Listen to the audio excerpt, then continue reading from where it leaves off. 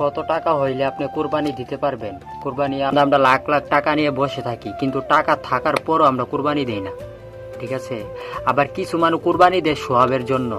ঠিক আছে, সোহাব করে দেখবেন ঈদের দিন কুরবানির পরে মাংস যদি গরিব দুঃখী আনতে যায়, মাংস দেয় না, একটা হাড্ডি দে, একটা টুকরা দে, এইগুলা। ঠিক আছে, আমরা এখন কুরবানি দিতাম কি আমরা সোহাব করি, আল্লাহর নামে কুরবানি দেই না। এই পরিস্থিতি। শুনেন ভিডিওটা কি বলে, শুনেন। যাদের কাছে মাত্র 1,86,000 টাকা থাকবে, 52.5 তোলা রোপার পরিমাণ সম্পদ, তারাও কোরবানি দিতে হবে। সেটা যদি মাত্র 3 দিনের ভিতরে আসে, আগে থাকলে তো আসেই, অথবা 10, 11, 12 জিলহজের 10 তারিখ সুবে সাদিক থেকে 12 তারিখ সূর্যের অস্ত যাওয়ার আগ পর্যন্ত যদি এই পরিমাণ টাকার কেউ মালিক হয়, তার জন্য কোরবানি ওয়াজিব। সে অন্তত একটা ছাগল হলেও কোরবানি দিবে।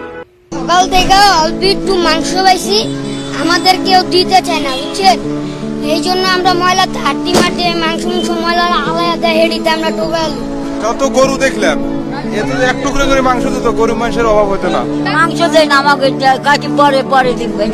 এই যে বৃষ্টির মতন ভিজে গোশ যদি না পাই একখান গোশের জন্য, তাই গোশ টুকায় লাভ কি? আমাকে লাভ আছে? বছরে একবার খামো, হ্যাঁ মন মতো খাইতো না। এক পিজিয়া ডালনাইটা দেয়, দশ গরিবে হক খায় বড় লোকেরা, বুঝছেন?